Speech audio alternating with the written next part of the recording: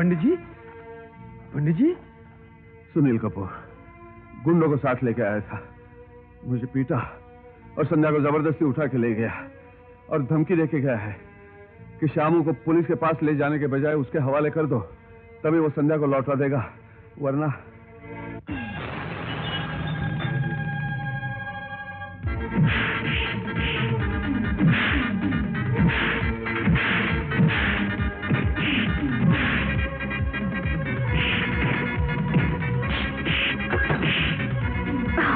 कहाँ मर गए हो हरामजादो, जल्दी आओ।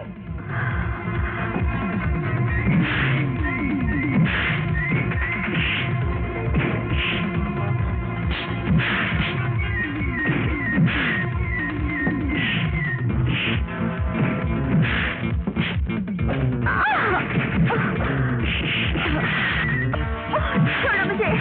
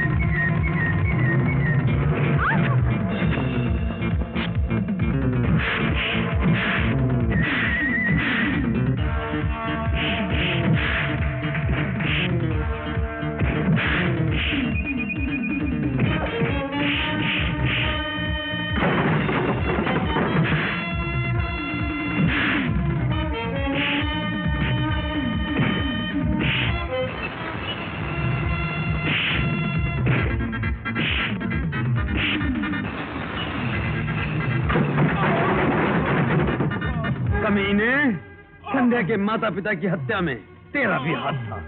इतने दिनों तक तू अपने आप को निर्दोष साबित करता रहा। अगर संध्या को इस बात का पता चल जाता तो जिस तरह उसने अमृतलाल का कत्ल किया था उसी तरह वो तेरा भी खून कर देती। इसीलिए तू ड्राइवर शामू को जान से मार डालने की कोशिश कर रहा था।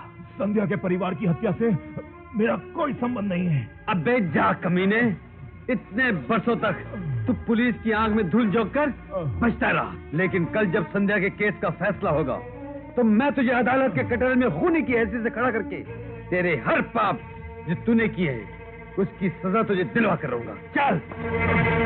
15 साल पहले पंडित सोमनाथ जी का मकान जलकर राख हो गया था। क्या वो एक हादसा था या किसी के कहने पर आग लगाई गई थी? कहने पर आग लगाई गई थी। किसके कहने पर आग लगवाई गई थी? अमृतलाल जी की। तुम्हें कैसे मालूम? क्योंकि अमृतलाल जी के साथ साथ मैं भी उस जुर्म में शामिल था। ये सब कैसे हुआ? क्या तुम अदालत को तफसील से बता सकते हो? हाँ, बता सकते हो।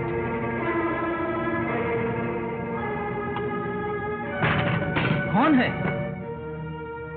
आप? ये क्या कर रहे हैं? कुछ नहीं। कल रात भगवान मेरे सपने में आए और कहने लगे मुझे ये हीरे मोती के जेवरात नहीं चाहिए, ये बोझ मुझसे उठाया नहीं जाता, इसीलिए वजन कम कर रहा हूँ। ऐसी बात थी तो मुझसे कहा होता। इस तरह रात को उतारने का क्या मतलब?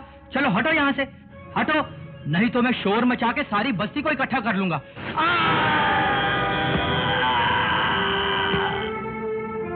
ये तो चल बसा, कहीं पुलिस केस ना बन जाए। लेकिन इस केस में हम नहीं, यही फंसेगा। तुम्हें काम करो, इसकी लाश उठा के तिरंगा हरे कृष्णा, हरे कृष्णा। कितने दुख की बात है भाइयों, मंदिर का पुजारी मंदिर के जेवरात लेकर भाग गया। भगवान का सेवक अगर भगवान को नंगा करके भाग जाएगा तो इस संसार का क्या होगा? ये धरती फट जाएगी, आसमान टूट कर गिर जाएगा। क्यों सुनील? वो तो भगवान की बिल्डिंग हिलाकर निकल गया है। मुझे तो लगता है कितने कीमती जेवरात लेकर वो भाग गया है और अब वो वापस नहीं आने वाला। क्यों भाइयों, आपको क्या लगता है? हमें लगता है वो फरार हो गया है, अब वही आएगा। उसकी गिरफ्तारी पर इनाम रखवाना चाहिए। नहीं नहीं, ऐसा मत कहिए, वो कभी ऐसा नीच काम नहीं कर सकते। मैं पंचायत से विनती करता हूँ, अभी और इसी वक्त चोर सोमनाथ के बीवी बच्चों को धक्के देकर इस गांव से बाहर निकाल दिया जाए। शांति शांति शांति। ये कैसा जुल्म है भाइयों? चोरी एक करे और उसकी सजा उसके बेगुनाह घर वालों को मिले, ये तो एक अन्याय। भगवान कृष्ण ने कहा है कि क्रोध पर काबू रख, क्रोध से जोश आता है और जोश से सर्वनाश होता है। इसलिए इन बेगुनाहों को दुखी करके सर्वनाश को अपने दरवाजे पर आने का निमंत्रण मत दो। ये बेचारे गरीब लोग कहां जाएंगे? मेरी आप सब लोगों से हाथ जोड़कर ये विनती है कि सोमनाथ के जुर्म की सजा इन बेगुनाहों को न देते हुए इन्हें यही रहने की आज्ञा दी जाए।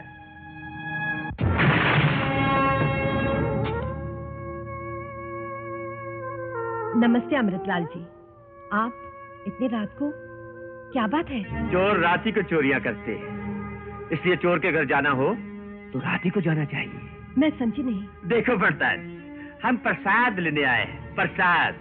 क्या है कि लोगों ने तुम्हारी बेइज्जती करके तुम्हें यहाँ से निकालने का फैसला कर ही लिया था, लेकिन मेरे कहने पर तुम पर तरस खाकर तुम्हें यहाँ रहने दिया। क्योंकि मैंने तुम्हारी मदद की, इसलिए तुम्हारा फर्ज बनता है कि तुम थोड़ा सा मोहब्बत का प्रसाद मुझे दे दो, ताकि हिसाब किताब लेन देन सब बराबर हो जाए। क्यों क्यों क्या ख्याल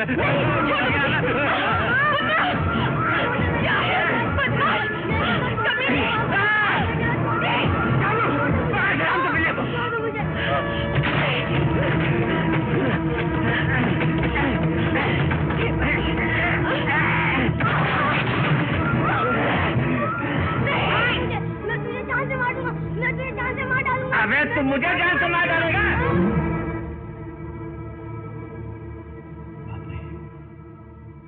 साहब ये तो मर गया।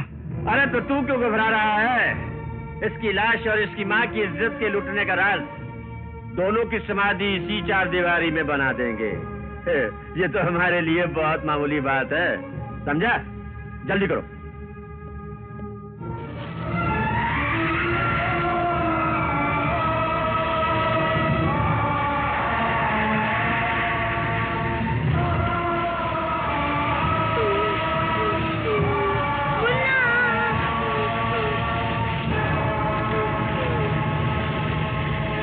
लेकिन कुछ दिनों बाद उन्हें पता चला कि एक गवाह अभी जिंदा है, यानी संध्या, जो कि पुजारी जी के पास है।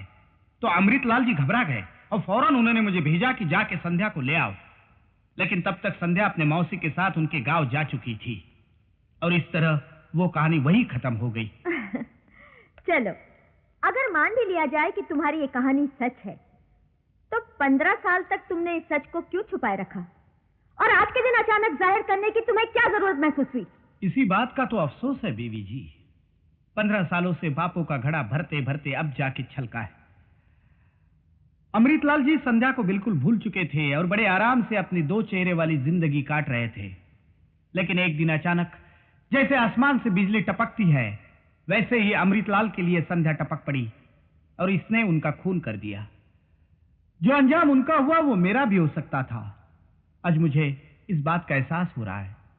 योर ऑनर, मुलजिमा संध्या के बीते हुए दिनों पर मुझे वाकई बहुत अफसोस है। मुझे हमदर्दी है इससे। लेकिन योर ऑनर, हर इंसान की बीती जिंदगी दुखों, परेशानियों और उलझनों से भरी रहती है, और जो परेशानियों से घबराकर गुमराह नहीं होता वो शरीफ कहलाता है, और जो उलझनों से तंग आकर गलत कदम उठाए वो मुजरिम कहलाता है। और अगर बीती जिंदगी की कहानी के आधार पर हर मुजरिम हर खूनी को अदालत रियायत दे दे या उसे बाइज्जत बरी कर दे, तो फिर ये अदालतें बेकार हैं। जुर्म निकम्मे शब्दों का दूसरा नाम बन जाएगा और मुजरिम के लिए सजा नाम की कोई चीज ही बाकी नहीं रह जाएगी। योर ऑनर, 15 साल पहले अमृतलाल ने मुलजिमा संध्या के परिवार पर जो जुल्म किया था, उसे देखते हुए मुलजिमा संध्या ने वही अमृतलाल का खून करने का फैसला कर लिया और दीवार पर अपने खून से यह बात लिख दी थी कि मैं अमृतलाल का खून करके रहूंगी। इससे साफ साबित होता है कि वो 15 साल से अमृतलाल के खून का इरादा लेकर ही जी रही थी, और जैसे ही संध्या को मौका मिला उसने खून कर दिया। योर ऑनर, यह कत्ल जोश में आकर या अपने होशो हवास खोकर नहीं किया गया, बल्कि एक मंसूबे और प्लान के तहत किया गया, और जो प्लान गुज़िश्ता 15 साल से बनाया जा रहा था। It is a premeditated and cold blooded murder your honour. अगर हमारे डिफेंस लॉयर मिस्टर विजय की नजर में खून का बदला खून है, तो फिर इन अदालतों को बंद कर देना चाहिए, कानून की किताबों को आग लगा देनी चाहिए, पुलिस को छुट्टी दे देनी चाहिए। हालात कुछ भी हों, कत्ल होने और कत्ल करने की असलियत सामने आ चुकी है। साबित हो चुका है कि कत्ल मुल्जिमा संध्या ने किया है, सोच समझकर, जानबूझकर। इसलिए मैं अदालत से पुरजोर अल्फाज में दरखास्त करती हूँ कि मुल्जिमा संध्या के कम उम्री पर रहम ना खाते हुए इंडियन पेनल कोड सेक्शन 302 के तहत मुल्जिमा संध्या को सख्त से सख्त सजा दी जाए।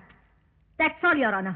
योर ऑनर, अभी पब्लिक प्रोसिक्यूटर ने अपनी जोरदार और धुआंधार जीरे में यह साबित करने की कोशिश की है कि हालात का जुर्म से कोई संबंध नहीं होता।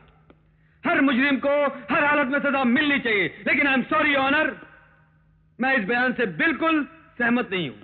इसे कंडेम करता हूं, इसकी सख्त मुखालफत करता हूं। आप सब जानते हैं, हालात और वाकयात को मद्देनजर रखते हुए कानून में रद्दोबदल तो होते रहते हैं।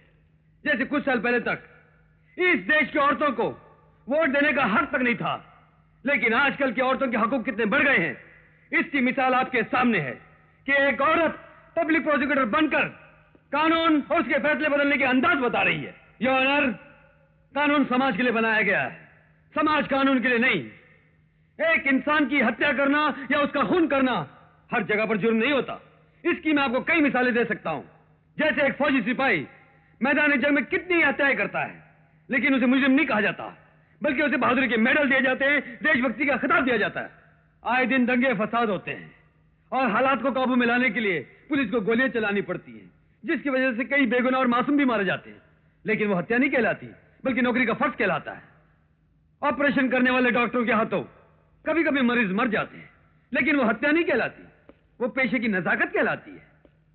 इस जीरे के दौरान अगर पब्लिक प्रोसिक्यूटर मुझसे नाराज होकर, गुस्से में आकर, मुझ पर कूदकर, मेरा गला दबाकर मुझे जान से मारने की कोशिश करती और मैं पलटकर इन्हें जान से मार देता, तो वो भी हत्या नहीं कहलाएगी, बल्कि आत्मरक्षा कहलाएगी। इसी तरह 15 साल पहले अमृतलाल ने संध्या के सारे परिवार का सर्वनाश कर दिया, जिसे संध्या ने अपनी आंखों से देखा। अगर संध्या उसी वक्त अमृतलाल का खून कर देती, तो वो भी हत्या नहीं कहलाती, बल्कि बचपन का जोश और नासमझी कहलाती।